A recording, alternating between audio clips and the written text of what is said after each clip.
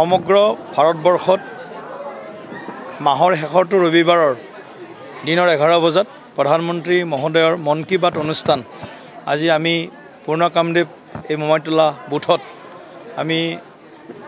পোনপটীয়া সম্প্ৰচাৰণ আমি উপভোগ কৰিলোঁ। তেখেতৰ গোটেইখিনি বক্তব্য আমাৰ আপোনালোকেও শুনিলে, আমাৰ ৰাইজেও শুনিছে, আমাৰ কাৰ্যকৰ্তাসকলেও শুনিছে। কৃষকসকলক লৈ আটাইতকৈ যদি সংবেদনশীল চৰকাৰ, সেই চৰকাৰখনেই হৈছে ভাৰতীয় জনতা পাৰ্টিৰ চৰকাৰ। বিগত 6 বছৰত দেশৰ প্ৰায় 70% কৃষকক লৈ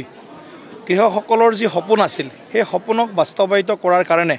কৃষকৰ আমদানি দুগুণ কৰাকে ধৰি কৃষকৰ বা কৃষি ক্ষেত্ৰৰ আন্তঃগাঁথনি উন্নয়নৰ কাৰণে মোদী ডাঙৰীয়াৰ নেতৃত্বৰ চৰকাৰে যথেষ্টখিনি কৰাৰ উদাহৰণ ইতিমধ্যে প্ৰস্তুত হৈছে। তথাপিও শেহতীয়াভাৱে 3খন কৃষি বিধেয়কক লৈ সমগ্ৰ দেশত যি বিতৰ্কৰ সূত্ৰপাত হৈছে বা ইয়াৰ বিৰুদ্ধে কিছু কৃষক ৰাজপথলৈ ওলাই আহিছে, আমি বহুবাৰ তেখেতসকলক বিনম্ৰতাৰে আহ্বান জনাইছোঁ যে আপোনালোকে আমাৰ বিলখনৰ যিখিনি বিষয় ইয়াত উপস্থাপন কৰা হৈছে বা বিলখনত যিখিনি বিষয় অন্তৰ্ভুক্তি কৰা হৈছে, এই কথাখিনিয়ে কৃষকসকলৰ কোনো অধিকাৰ বা কোনো স্বাৰ্থৰ বিৰুদ্ধে নাযায়। কৃষকসকলৰ অধিকাৰ, কৃষকসকলৰ স্বাৰ্থক আমি সন্মান জনাই কৃষকসকলৰ উৎপাদন যাতে তেওঁলোকে উৎপাদিত সামগ্ৰীৰ মূল্য যাতে পায়, তেওঁলোকে যাতে এখন মুকলি বজাৰ পায় আৰু তেওঁলোকে যাতে স্বাধীন কৃষক হিচাপে তেওঁলোকে যাতে তেওঁলোকৰ উৎপাদিত সামগ্ৰী যিকোনো বজাৰত বিক্ৰী কৰাৰ অধিকাৰটো পায়, এই গোটেইবিলাক বিষয় আমি এই কৃষি সংশোধনী বিধেয়ক 2020ত আমি অন্তৰ্ভুক্ত কৰিছোঁ। তথাপিও ইয়াৰ পিছত কিছু আপোনালোকে সকলোৱে জানে যে আমাৰ ভাৰতবৰ্ষত যিকোনো এটা বিষয়ত ৰাজনৈতিক দল কিছুমানে মানে খোলা পানীত মাছ মৰাৰ কাৰণে যিটো এটা সুযোগ, সেই সুযোগ বিচাৰি থাকে। গতিকে ফিচিং ইন ট্ৰাবল ৱাটাৰ যিটো কোৱা হয়, মানে খোলা পানীত মাছ ধৰাৰ কাৰণে কিছু ৰাজনৈতিক দলেও কিন্তু ইয়াত অৰিহণা যোগাইছে। মই কৃষকসকলক বিনম্ৰতাৰে অনুৰোধ কৰিছোঁ, যোৱাকালি অমিত শ্বাহ ডাঙৰীয়াও আহ্বান জনাইছে, তেখেতে আজি প্ৰধানমন্ত্ৰী ডাঙৰীয়াই মন কী বাতত কৈছে যে কৃষকসকলৰ যিকোনো কথা থাকিলে, যিকোনো সমস্যা থাকিলে আমি আলোচনাৰ মেজত বহি আমি তেওঁলোকৰ সমস্যাখিনিক পৰৱৰ্তী সময়ত সমাধান কৰিব পাৰোঁ। আৰু তেওঁলোকে এই ঠাণ্ডাৰ দিনত দিল্লীত যিধৰণে আন্দোলন কৰি ৰাজপথত বহি আছে, তেখেতসকলৰ প্ৰতি আমাৰ বিনম্ৰতাৰে আমি আহ্বান জনাইছোঁ, গুহাৰি জনাইছোঁ। তেখেতসকলক নিৰ্দিষ্ট স্থান দিয়া হৈছে, তাত খোৱা পানীৰ পৰা আৰম্ভ কৰি গোটেইখিনি ব্যৱস্থা, টেণ্ট ইত্যাদি তেওঁলোকক দিয়াৰ ব্যৱস্থা কৰা হৈছে। তাত তেওঁলোকে যেতিয়ালৈকে তেওঁলোকৰ দাবী পূৰণ নহয় বা সমস্যাখিনি সমাধানৰ কাৰণে এটা পৰিৱেশ নিৰ্মাণ নহয়, তেতিয়ালৈকে তেওঁলোকে তাত আন্দোলন কৰি থাকক। গতিকে গোটেই কৃষকখিনিক আমি সেনেধৰণে আহ্বান জনাইছোঁ। কিন্তু আটাইতকৈ গুৰুত্বপূৰ্ণ বিষয়টো হ'ল আজিৰ যিটো বিষয়, এই বিষয়টো হৈছে অসমৰ 2021 চনৰ বিধানসভা নিৰ্বাচন। 21 চনৰ বিধানসভা নিৰ্বাচনক আমি সন্মুখত ৰাখি আমি ইতিমধ্যেই যিদিনাই 2016 চনত আমি নিৰ্বাচন জিকিছিলোঁ, 26 মে'ত যেতিয়া আমাৰ শপত গ্ৰহণ হৈছিল, সিদিনাৰ পৰাই আমি 2021 নিৰ্বাচনৰ প্ৰস্তুতি চলাইছিলোঁ। গতিকে আজি এতিয়া আমাৰ হাতত একেবাৰে তাকৰ 4 মাহ হাতত বা 5 মাহ সময় আছে। আমি নিৰ্বাচনৰ যাম বুথত আমি আমাৰ শক্তিশালী সাংগঠনিক ভেটি নিৰ্মাণ কৰাৰ কাৰণে আমাৰ যিখিনি আৰু কৰণীয় আছিল, এই গোটেইখিনি কথা আজি বুথ কি বাত, এইটো গোটেই ভাৰতবৰ্ষত প্ৰথম এই বুথ কি বাত অনুষ্ঠান, মন কী বাত অনুষ্ঠান প্ৰধানমন্ত্ৰী ডাঙৰীয়াই যোৱা 4 বছৰ 4.5 বছৰে কৰি আছে। কিন্তু বুথ কি বাত এইটো মাননীয় ৰাজ্যিক সভাপতি ৰঞ্জিত দাস ডাঙৰীয়াৰ নেতৃত্বত প্ৰথম হৈছে। 28,000টা বুথত আজি একেলগে আমি এই বুথৰ কাৰ্যকৰ্তাসকলক মাতি আমি এই ধৰণৰ অনুষ্ঠান কৰিছোঁ, যাতে আমি মোৰ বুথ সকলোতকৈ মজবুত, বুথ জিতা তো নিৰ্বাচন চুনাব জিতা, এই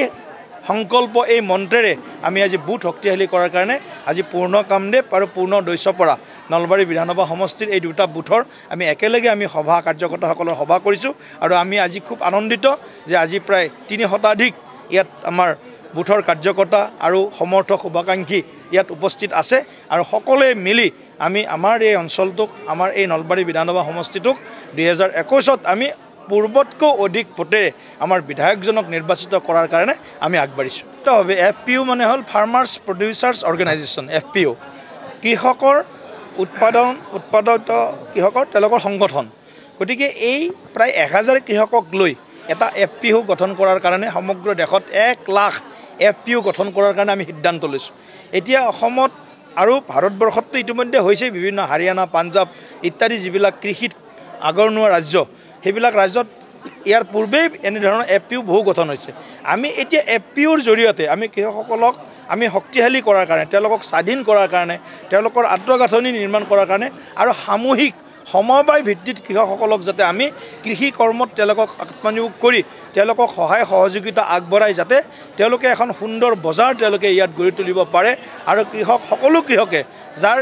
একঠাও মাটি আছে তেওঁলোকেও এই সামূহিক কৃষি পামৰ জৰিয়তে যাতে এফপিঅ'ৰ জৰিয়তে যাতে তেওঁলোকে স্বনিৰ্ভৰশীল হ'ব পাৰে তাৰ কাৰণে অসম চৰকাৰে ইতিমধ্যে গোটেই অসমত আজি প্ৰত্যেকটি বিধানসভা সমষ্টিত আমি এই এফপিঅ' গঠনৰ দিশে আগবাঢ়িছোঁ ইতিমধ্যে অসমত প্ৰায় ৩ শতাধিক এফপিঅ' কাম কৰি আছে আমি আগন্তুক দিনত আশা কৰিছোঁ প্ৰায় ৩-৪ হাজাৰ এফপিঅ' যাতে এই অসমত গঠন হৈ যাতে কৃষকসকলক লৈ কৃষকসকলৰ যিবিলাক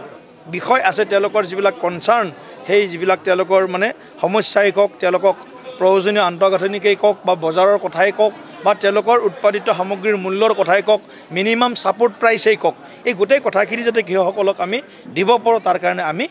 বদ্ধপৰিকৰ এটা সংকল্পৰে আমি আগবাঢ়িছোঁ ৰাষ্ট্ৰীয় সম্পাদক আৰু আপুনি আজি এটা গুৰুত্বপূৰ্ণ কথা ক'লে কিন্তু 2016 চৰকাৰ গঠন কৰাৰ পিছতে আপোনালোকে নিৰ্বাচন কেন্দ্ৰিক আৰু 2021 সাজু তাৰমানে আপোনালোকৰ দল কেৱল নিৰ্বাচন কেন্দ্ৰিক পৰিকল্পনাতে ব্যস্ত থাকে নেকি নিশ্চিতভাৱে ৰাজনৈতিক দলৰ প্ৰমুখ আৰু প্ৰধান লক্ষ্যই হৈছে যিটো নিৰ্বাচনী বা সংসদীয় ৰাজনীতি এই নিৰ্বাচনী সংসদীয় ৰাজনীতিত প্ৰথম দলটোৰ উদ্দেশ্য হয় আমি দলটোৱে যাতে এনেকুৱা কাম কৰে সংগঠনটো এনেকুৱা শক্তিশালী কৰে যাতে যিকোনো মুহূৰ্তত যদি নিৰ্বাচন হয় যিকোনো পৰিস্থিতিত যদি নিৰ্বাচন হয় তাত যিকোনো প্ৰাৰ্থীয়ে যাতে তাত প্ৰক্ষেপ কৰিলে সেই প্ৰাৰ্থীজন যাতে সেই সমষ্টিৰ পৰা নিৰ্বাচিত হ'ব পাৰে সেইটো সংগঠনৰ আমাৰ দলীয় সংগঠনৰ কথা কৈছোঁ দলীয় সংগঠনৰ আমাৰ এইটো আমাৰ পৰিকল্পনা এইটো আমাৰ পূৰ্ব পৰিকল্পনা আৰু পূৰ্ণ পৰিকল্পনা planning in advance and planning in details সংগঠনৰ এইটো আমাৰ সংগঠনৰ কাম 365 দিনে চলে 24/7 চলে মানে দিনটোৰ 24 ঘণ্টাৰ 24 ঘণ্টাই সংগঠন আমাৰ জীৱন্ত সক্ৰিয় গতিকে আমাৰ চৰকাৰৰ কাম কাজ কিন্তু চৰকাৰখন গঠন হোৱাৰ লগে লগে কি ইয়াৰ ৰাইজৰ আশা আকাংক্ষা আমাৰ কি প্ৰতিশ্ৰুতি আছিল মেনিফেষ্টো ভিজন ডকুমেণ্ট ইত্যাদি ইত্যাদি যিবিলাক বিষয় আমি কৈছিলোঁ সেইবিলাক বিষয়ত আমি আগবাঢ়িছোঁ আমি সমাধানৰ দিশত বিভিন্ন বিষয় আপোনালোকে সকলোৱে জানে আমাৰ চৰকাৰখনে সৰ্বানন্দ সোণোৱাল ডাঙৰীয়াৰ নেতৃত্ব চৰকাৰখনে আমাৰ ডক্টৰ হিমন্ত বিশ্ব শৰ্মা ডাঙৰীয়াৰ নেতৃত্ব চৰকাৰখনে অসমত আজি 20,000 কিলোমিটাৰ নতুন ৰাস্তা যোৱা 4টা বছৰত নিৰ্মাণ কৰিবলৈ সক্ষম হৈছে গতিকে এয়া ঐতিহাসিক এয়া অভূতপূৰ্ব গতিকে এই চৰকাৰখন মই ভাবোঁ অসমৰ ইতিহাসত স্বাধীনোত্তৰ ভাৰতবৰ্ষৰ ইতিহাসত এখন শ্ৰেষ্ঠ চৰকাৰ আৰু মই নিজকে গৌৰৱান্বিত মই এই শ্ৰেষ্ঠ চৰকাৰখনৰ এজন সাধাৰণ কৰ্মী আৰু এজন সাধাৰণ শুভাকাংক্ষী চাওক ময়ো সৌভাগ্য লাভ কৰিছিলোঁ ময়ো প্ৰথম সংসদ হৈ মই যেতিয়া সংসদত যেতিয়া শপত লৈছিলোঁ ময়ো সংস্কৃত ভাষাত শপত লৈছিলোঁ আজি নিউজিলেণ্ডত ডক্টৰ গৌৰৱ শৰ্মাৰ নিচিনা এজন পাৰ্লামেণ্টেৰিয়ানে আজি 7 সাগৰ 13 নদী পাৰ হৈ আজি তেওঁ সংস্কৃত ভাষাত শপত লোৱাটোৱে সূচাইছে যে আমাৰ ভাৰতীয় সংস্কৃতিৰ যিটো পহুজ বুলি হিন্দীত কোৱা হয় কলৈকে বিস্তৃত এই সুদূৰ প্ৰসাৰী পাহাৰ পৰ্বত পাৰ হৈ ভাৰতীয় সনাতন সংস্কৃতিয়ে যি শিপা বিস্তাৰিত কৰিছিল 5,000 বছৰ পূৰ্বে তাৰ প্ৰতিফলন ঘটিছে আৰু অসমত আপোনালোকে সকলোৱে জানে সংস্কৃতটো আমি তেনেকুৱা ধৰণে বন্ধ কৰি দিয়া নাই চৰকাৰী খৰচত কেৱল সংস্কৃতৰ যি আমাৰ শাস্ত্ৰ আছে সেই শাস্ত্ৰ অধ্যয়ন কৰে যেনেকৈ মুক্তাববিলাকত বা যেনেকৈ আমাৰ মাদ্ৰাছাবিলাকত কিছুমানত অকল কোৰাণ পঢ়োৱা হয় কোৰাণ বা বাইবেল বা গীতা কেৱল সেই অনুষ্ঠানবিলাকক আমি এতিয়া চৰকাৰী খৰচত আমি পঢ়োৱাৰ আমি ব্যৱস্থা নকৰোঁ সেইকাৰণে আমি মাদ্ৰাছাবিলাক আৰু কিছু সংস্কৃতটো আমি বন্ধ কৰিছোঁ কিন্তু সংস্কৃত ভাষাৰ উত্তৰণৰ কাৰণে যিটো দেৱ ভাষা যিটো জনতাৰ ভাষা লোকভাষা যাক কোৱা হৈছে সংস্কৃত ভাষা সেই ভাষাটোৰ উত্তৰণৰ কাৰণে আমাৰ চৰকাৰে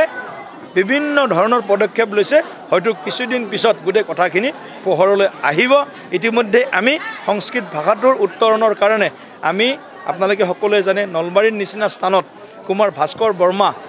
ঐতিহাসিক সংস্কৃত বিশ্ববিদ্যালয় স্থাপন কৰিছোঁ এইটোৱে কি সূচায়